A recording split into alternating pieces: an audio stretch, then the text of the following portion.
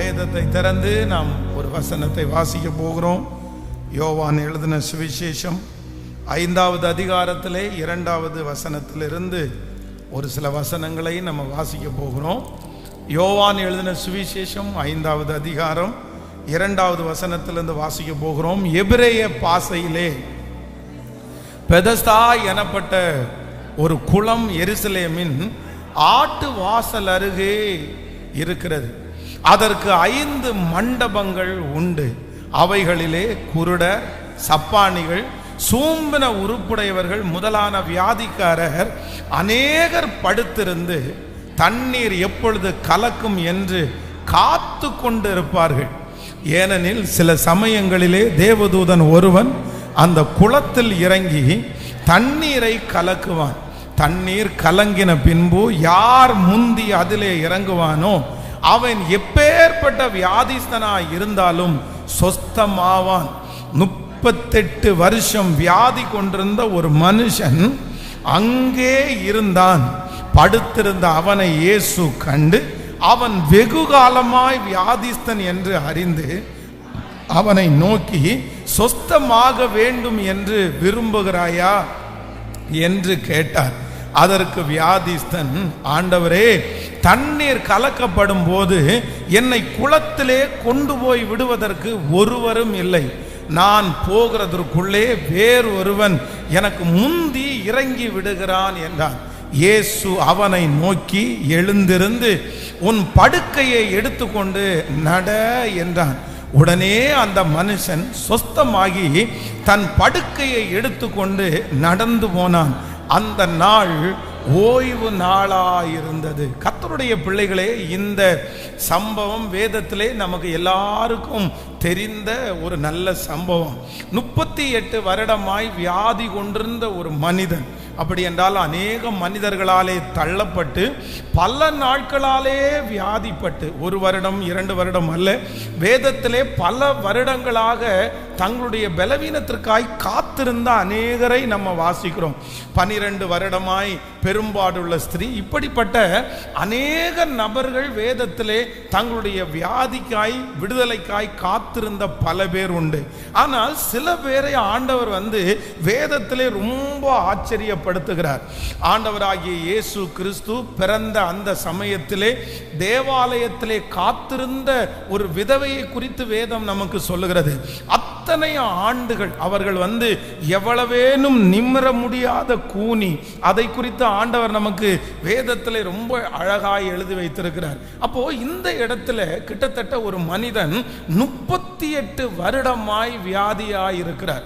ஆனால் அநேகர் அவனுக்காக உதவி செய்கிறவர்கள் தோற்று போனதுக்கு பிற்பாடும் எங்கெல்லாம் அற்புதம் நடக்குது, எங்கெல்லாம் நமக்கு சுகம் கிடைக்கும், அங்கெல்லாம் கடந்து போய் எப்படியாவது என்னுடைய வியாதியிலிருந்து விடுதலை வேண்டும் அப்படின்னு இந்த மனுஷன் ரொம்ப தீவிரமாய் இருக்கிறார்.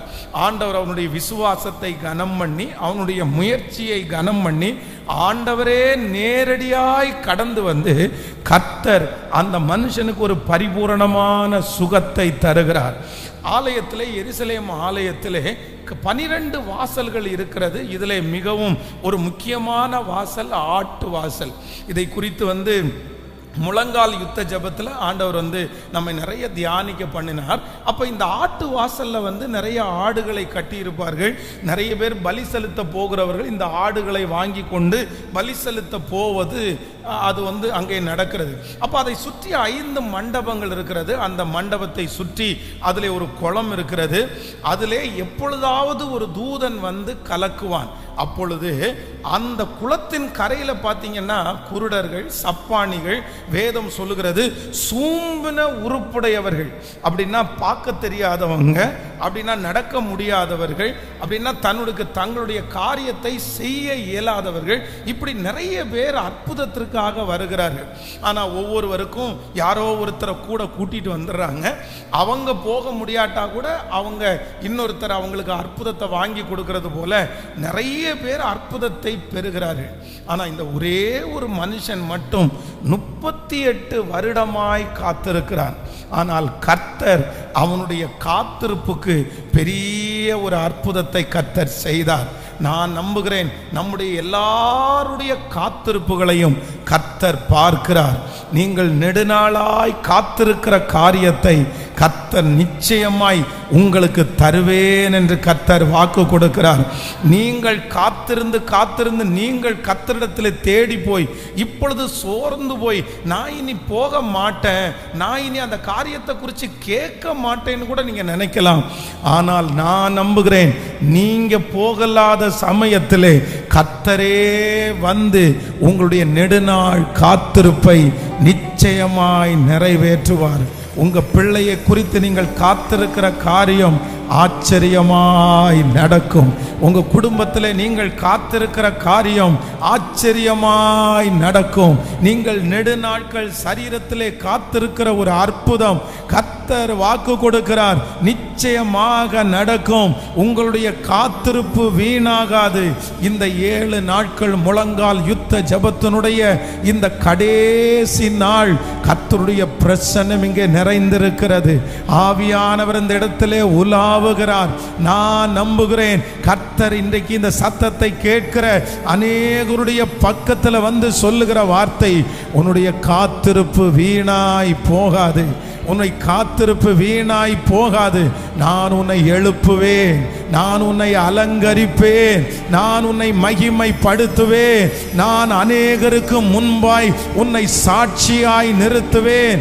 இந்த சூழ்நிலை மாறும், இந்த இடம் மாறும், இந்த சிச்சுவேஷன் மாறும். கர்த்தர் இந்த இடத்திலிருந்து சீக்கிரமாய் உங்களை கொண்டு போவேன் என்று கர்த்தர் வாக்கு கொடுக்கிறார்.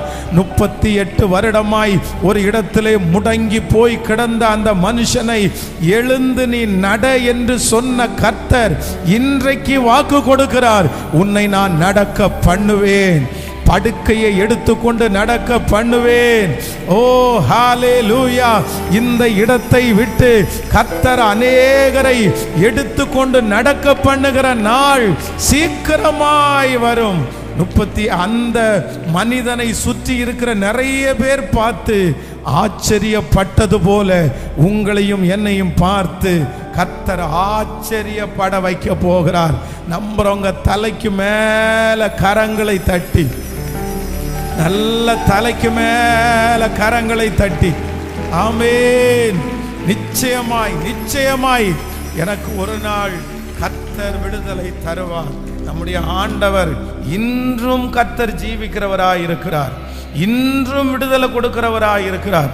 ஆனா உங்க விசுவாசத்தை மட்டும் என்ன பண்ணக்கூடாதுன்னா விட்டுறவே கூடாது. எனக்கு இந்த முழங்கால் யுத்த ஜபத்தில் 2 காரியம் ரொம்ப பிடிச்சிருச்சுன்னு சொன்னேன்ல. ஆண்டவர் இந்த 7 நாட்களும் நிறைய வார்த்தை பேசினாரு. அதுல முதல்ல எனக்கு ரொம்ப பிடிச்சது என்னன்னா, அவன் தாமதித்த போது அது எனக்கு ரொம்ப பிடிச்சிருச்சு. எனக்கு ரொம்ப ஆசீர்வாதமாய் பர்சனலாக எனக்கு ரொம்ப அது டச்சபிளாக இருந்துச்சு. அடுத்து எனக்கு ரொம்ப பிடிச்சது என்ன அப்படின்னு சொன்னா, திருடன் திருடவும் கொல்லவுமே அன்றி வேறு ஒன்றுக்கும் வரான். அப்படின்னா இந்த உலகத்தில் இருக்கிற ஒரு திருடன் எதை ரொம்ப திருடணும்னு நினைக்கிறான் அப்படின்னா, எது ரொம்ப காஸ்ட்லியோ அதை தான் திருடுவான். நம்முடைய வீட்டில் இருக்கிற அலுமினிய சட்டியை திருடிட்டு போகணுன்னு யாரும் வரமாட்டாங்க, இல்லைன்னா ஒரு பென்சில் பாக்கெட்டை தூக்கிட்டு போகலான்னு யாரும் வரமாட்டாங்க. நம்முடைய வீட்டிலேயே பீரோவில் எது ரொம்ப காஸ்ட்லியாக இருக்குதோ அதைத்தான் திருடத்துக்கு வருவான். அப்போ திருடனுக்கு விலையேற பெற்றது தான் திருடணும். ஆமாம், வேதம் என்ன சொல்லுது அப்படின்னா, ஒரு ஆவிக்குரிய ஒரு கர்த்தரை தேடுகிற பிள்ளையினுடைய வாழ்க்கையிலே விலையேற பெற்றதுன்றது என்ன அப்படின்னா, விலையேற பெற்ற உங்கள் விசுவாசம், ஃபெய்த் தான் ரொம்ப விலையேற பெற்றது. அதனால்தான் அப்போஸ்தலனாகிய பவுல் சொல்லும்போது சொல்லுகிறார், நல்ல போராட்டத்தை போராடினேன், ஓட்டத்தை முடித்தேன், நான் விசுவாசத்தை காத்து கொண்டேன். அப்போ இந்த ஃபெய்த் விசுவாசம் என்கிறத ஆண்டவருடைய பிள்ளைகள் காத்து கொள்ளணும். அதை தான் திருடணும்னு நினைப்பான். அதுவும் இந்த கடைசி காலத்தில் பார்த்தீங்க அப்படின்னு சொன்னா, நிறைய பேருக்கு ஆண்டவர் மேல நம்பிக்கையே இல்லை, சுத்தமா நம்பிக்கை இல்லை. அப்படின்னா கடவுள்னு ஒருத்தர் இருக்கிறாரியா, கடவுள்னு ஒருத்தர் இருக்கிறார், எல்லாருக்கும் மேலேயும் ஒரு பவர் இருக்குது, அவ்வளோதான். அப்படிதான் நிறைய பேர் நினைக்கிறாங்களே தவிர, என் இயேசு கிறிஸ்து வல்லவர் என்கிறதை நிறைய பேர் மறந்துட்டாங்க. ஆனால் நம்ம ஜெபிக்க வேண்டியது என்ன அப்படின்னா, நான் மரணம் வரையும் மட்டும் என்னுடைய விசுவாசத்தை திருடுகிறதற்கு நான் விடமாட்டேன். பிசாசு உங்களுடைய விசுவாசத்தை எடுத்து போடுறதுக்கு எந்த சூழ்நிலையை கொண்டு வந்தாலும், எந்த மனிதர்களை கொண்டு வந்தாலும், கடைசி வரைக்கும் நான் விசுவாசித்திருக்கிறவர் இன்னார் என்று அறிவேன். கலப்பையின் மேல் கையை வைத்திருக்கிற நான் பின்னிட்டு பார்ப்பது இல்லை. கிறிஸ்து எனக்கு ஜீவன், சாவு எனக்கு ஆதாயம். இந்த தோல் முதலானவைகள் அழுகி போனாலும் அந்நிய கண்கள் அல்ல, என் கண்கள் அவரை காணும். இந்த அக்கினி சூளைக்கு கர்த்தர் எங்களை தப்புவித்தாலும் தப்புவியாமற் போனாலும் நான் நிச்சயமாய் ஆண்டவரை விடப்போவதில்லை. அவர் என்னை கொன்று போட்டாலும் அவர் மேல் நான் நம்பிக்கையாயிருப்பேன். இப்படிப்பட்ட ஒரு ஃபெய்த்தை கடைசி வரைக்கும் விடக்கூடாது. என்ன வேணாலும் நடக்கலாம், நான் விசுவாசிக்கிறவர் இன்னார் என்று நான் அறிந்திருக்கிறேன். ஹல்லேலூயா. அப்போ ஆண்டவர் இந்த மனுஷனுடைய விசுவாசத்தை கர்த்தர் கனப்படுத்தினார். நான் நேற்றைக்கு இரவில் இந்த வசனத்தை குறித்து தியானிக்கும் போது ஆண்டவர் இந்த வியாதியாய் இருக்கிற இந்த மனுஷனை குறித்து இவன் இருந்த ஒரு 3 விதமான சிச்சுவேஷன், ஒரு 3 விதமான சூழ்நிலை, அந்த சூழ்நிலையிலே ஆண்டவர் இந்த பிள்ளையை தூக்கி எடுத்தார். அந்த 3 விதமான சூழ்நிலை உங்களுக்கு சொல்லி உங்களுக்காக ஜெபித்து முடிக்க ஆசைப்படுகிறேன். வாசிக்கலாம். முதலாவதாக நீங்கள் அந்த 5ஆம் அதிகாரத்தினுடைய 5வது வசனத்திலிருந்து வாசிக்கலாமா? ஆமென். 5வது வசனத்திலிருந்து வாசிக்கலாம். 38 வருஷம் வியாதி கொண்டிருந்த ஒரு மனுஷன் அங்கே இருந்தான். படுத்திருந்த அவனை இயேசு கண்டு அவன் வெகு காலமாய் வியாதிஸ்தன் என்று அறிந்து அவனை நோக்கி, சொஸ்தமாக வேண்டும் என்று விரும்புகிறாயா என்று கேட்டான். அதற்கு வியாதிஸ்தன், ஆண்டவரே, தண்ணீர் கலக்கப்படும் போது என்னை குளத்திலே கொண்டு போய் விடுவதற்கு ஒருவரும் இல்லை. நான் போகிறதற்குள்ளே வேறொருவன் எனக்கு முந்தி இறங்கி விடுகிறான் என்றார். நல்லா கவனிங்க ஆண்டவருடைய பிள்ளைகளே. இந்த இடத்துல ஆண்டவர் அந்த 38 வருடமாய் வியாதியா இருக்கிற அந்த மனுஷனை பார்த்து என்ன கேட்கிறார் அப்படின்னா, சொஸ்தமாகிறதற்கு விரும்புகிறாயா? நம்மளா இருந்தா என்ன சொல்லிடுவோம் அப்படின்னு சொன்னா, ஒரே வார்த்தையில என்ன சொல்லுவோம்னா, ஆம் இல்லை அப்படின்னு சொல்லுவோம். ஆமா ஆண்டவரே, இல்லைன்னா இல்ல ஆண்டவரே. ஆனா இந்த மனுஷன் என்ன பண்றான் அப்படின்னு சொன்னா, எடுத்த உடனே ஆண்டவர் கேட்ட உடனே ஆமா இல்லை அப்படின்னு சொல்லாம ஒரு பெரிய ஸ்டோரியே அவன் சொல்றான். அவனுடைய வாழ்க்கையில பாத்தீங்க அப்படின்னா 38 வருடமாய் ஒரு கதை இருக்கிறது, ஒரு ஸ்டோரி இருக்கிறது. ஆனா ஒரு விஷயம் என்ன அப்படின்னு சொன்னா, இவனுடைய கதையை, இவனுடைய ஸ்டோரியை, இவனுடைய சாட்சியை, இவனுடைய வாழ்க்கையில் அவன் கடந்து வந்த பாதையை கேட்பதற்கு யாருமே இல்லை. யாருமே ஒரு இடத்துல நம்ம குறைஞ்சு போயிட்டோன்னு வச்சுக்கோங்களேன், சமுதாயத்தில் மதிப்புக்குரியவர்களா இல்லைன்னு வச்சுங்களேன். இன்னைக்கு இருக்கிற உலகம் என்ன அப்படின்னு சொன்னா, உன் ஸ்டோரியெல்லாம் எனக்கு தேவையில்லைப்பா, உன்னுடைய வாழ்க்கையெல்லாம் எனக்கு தேவையில்லைப்பா, நீ என்ன செஞ்சிருக்கன்னு எனக்கு தேவையில்லைப்பா, என்ன மேட்ரு, என்ன விஷயம், அதை மட்டும் சொல்லு. ஆனா ஆண்டவராகிய தேவன் அந்த மனுஷன் சொன்னதை அவர் என்ன பண்றாருன்னா, உட்கார்ந்து டைம் எடுத்து அவன் சொல்லுகிறதை ஆண்டவர் கவனித்து கேட்கிறார். நான் என்ன நம்புறேன் அப்படின்னு சொன்னா, உங்க எல்லாரையும் ஆசீர்வதிக்கிறேன். உங்களுக்கு பின்னாடி ஒரு பெரிய ஸ்டோரி இருக்கலாம், உங்களுக்கு பின்பாக ஒரு பெரிய சம்பவம் இருக்கலாம். ஆனா இன்றைக்கு உங்க ஸ்டோரியை யாரிடத்திலேயாவது சொல்ல போனா அவங்க கேட்கக்கூடிய நபர்கள் இன்றைக்கு இல்லாம இருக்கலாம். சிலர் உங்களை பார்த்து யாருக்கு தான் கஷ்டம் இல்லை அப்படின்னு சொல்லலாம். ஒருத்தர் கூட என்னுடைய காரியத்தை கேட்க முடியாதா? ஆனால் நான் நம்புகிறேன், நம்ம கொட்டக்கூடிய ஒரு இடம் இருக்கிறது, நம்முடைய விஷயத்தை கேட்கக்கூடிய ஒரு தேவன் இருக்கிறார்.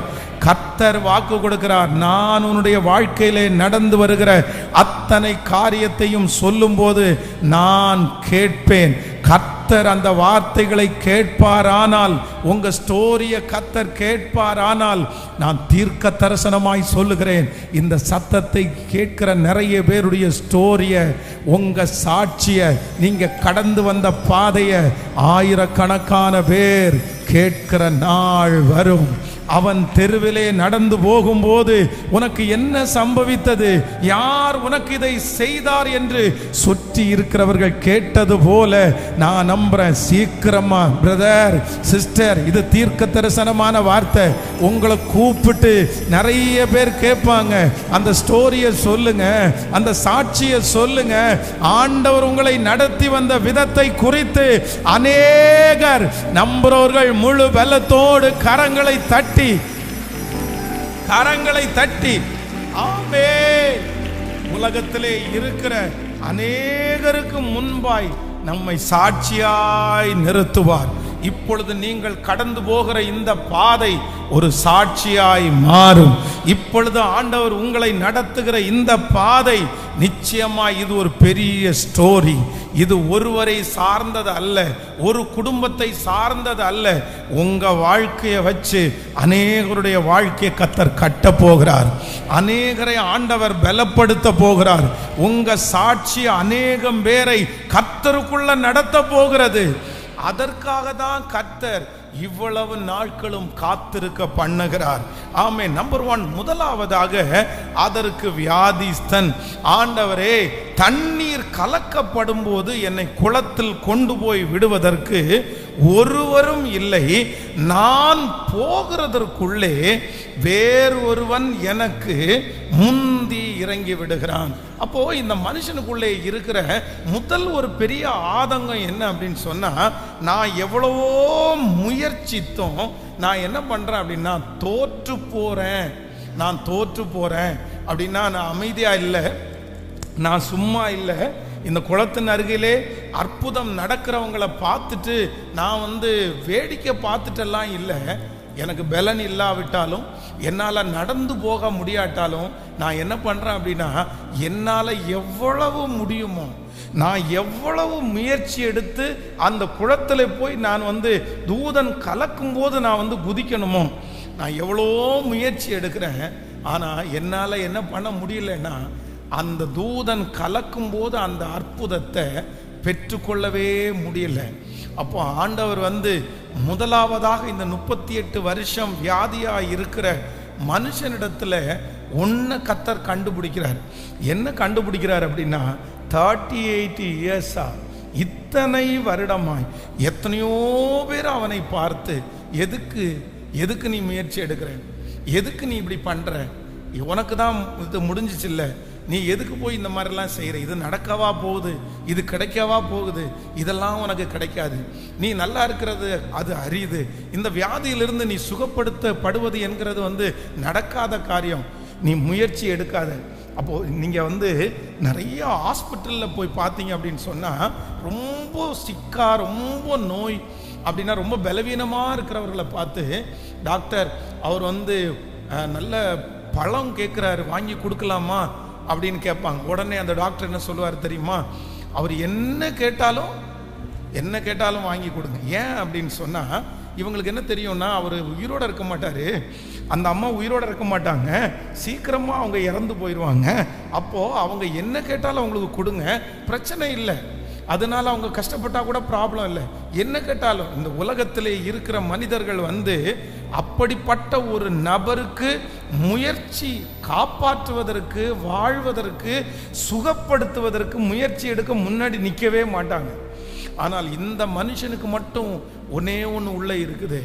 38 வருடம் ஆன போதிலும் வேதம் சொல்லுகிறது, தான் ஒவ்வொரு நாளும் அந்த தூதன் அந்த குளத்தை கலக்கும் போது தனக்கு முன்பாக எத்தனையோ பேர் நிற்கிறது அவனுக்கு தெரியும். தனக்கு முன்பாக இருக்கிற நோயாளிகளுக்கு சுற்றி சொந்தக்காரர்கள் இருக்கிறது அவனுக்கு தெரியும். எத்தனையோ பேர் சுற்றி நிற்கிறாங்க, அவனுடைய கண்ணு பார்க்குது. அவனுக்குள்ள எவ்வளோ அவிசுவாசம் வந்திருக்கலாம். நான் உருண்டு போகிறதுக்குள்ள அதை பாரு, குளத்துக்கு பக்கத்துலேயே அவன் போயிட்டான், அதை பாரு, அவனுடைய மாமனார் ரொம்ப திடகாத்திரமாக இருக்கிறார், அவங்க பிள்ளை ரொம்ப திடகாத்திரமாக இருக்கிறார், அவங்க கொண்டு உடனே தூக்கி போடுவான். இப்படி தன்னுடைய கண்ணுக்கு முன்பாக தான் முயற்சி எடுக்க வேண்டாம் என்று எத்தனையோ நெகட்டிவ் அவனுக்கு முன்னாடி இருக்குது. ஆனாலும் இந்த மனுஷனுக்குள்ளே அவன் எடுத்த ஒரு தீர்மானம், ஒருவேளை குளம் கலக்கப்படும் போது ஆண்டவர் அவங்க அந்த இடத்துல நின்று, நான் அந்த குளத்தில் போய் இறங்கிட்டா எனக்கு விடுதலை கிடைக்கும்ல. இன்றைக்கு இந்த சத்தத்தை கேட்கிற ஒவ்வொரு பிள்ளைகளையும் பார்த்து ஆண்டவர் சொல்லுகிறார், உங்க கண்களுக்கு முன்பாக முயற்சி எடுக்கக்கூடாத நூற்றுக்கணக்கான காரணங்கள் இருக்கலாம், நூற்றுக்கணக்கான மனிதர்கள் இருக்கலாம், நூற்றுக்கணக்கான தடைகள் இருக்கலாம். நீங்க இந்த பிரச்சனையிலிருந்து வெளியே வர முடியாது என்கிறதற்காக உங்களுக்கு முன்பாக ஆயிரக்கணக்கான நெகட்டிவ் உங்களுக்கு முன்பாக வைக்கப்படலாம். எப்படி நீ முயற்சி எடுக்கிற? இப்படி நடந்துரும். நீ அங்க பாரு, இங்க பாரு, இந்த மனுஷனை பாரு, இது நடக்க போவது இல்லை, இது நடக்காது, அவர்கள் தான் ஜெயிக்க போறார்கள், நீ தோற்றுதான் போவ, நீ எடுக்கிற முயற்சி வீண், நீ அந்த இடத்துக்கு போகாத, உன்னுடைய பலத்தை நீ எதுக்கு நீ பிரயோஜனப்படுத்துற? வேண்டாம், நீ இங்கேயே இரு, நீ இந்த இடத்துல உட்கார்ந்து சாப்பிட்டுட்டு, இதுதான் உன்னுடைய தலையெழுத்து. இப்படிப்பட்ட ஆயிரக்கணக்கான நெகட்டிவ் இருக்கும்போது ஒரு உண்மையான தேவனுடைய பிள்ளை, அற்புதத்தை பெற்றுக்கொள்ளுகிற ஒரு தேவனுடைய பிள்ளை என்ன பண்ணணும் அப்படின்னு சொன்னா, எனக்கு எத்தனை எதிர்மறையான காரியங்கள் எனக்கு முன்னாடி இருந்தாலும் என் தேவன் என்னை நடத்துவதற்கு வல்லவராய் இருக்கிறார். நீங்கள் எடுக்கிற முயற்சிகளை கர்த்தர் வாய்க்க பண்ணுவார். நீங்கள் எடுக்கிற முயற்சியை கர்த்தர் பார்க்கிறார். இத்தனை சூழ்நிலையின் மத்தியிலையும் நீங்கள் எடுக்கிற முயற்சி கர்த்தருக்கு தெரியும். கர்த்தர் சொல்லுகிறார், நிச்சயமாகவே முடிவு உண்டு. உன் நம்பிக்கை வீண் போவது இல்லை, உங்க நம்பிக்கை வீண் போவது இல்லை. உங்களுடைய முயற்சியை கனப்படுத்துகிற கர்த்தர் இருக்கிறார். உங்க முயற்சிகளை ஆமோதிக்கிற தேவன் இருக்கிறார். நல்ல கரங்களை மேல தட்டி ஆமோதிங்க பார்க்கலாம். ஆமென், ஆமென். அந்த தடைகளை தாண்டி, அந்த எதிர்மறையான எண்ணங்களை தாண்டி, அந்த மனிதர்களை தாண்டி, இதோ கர்த்தர் உங்களை ஆண்டவர் உற்சாகப்படுத்துகிறார். ஆமென்.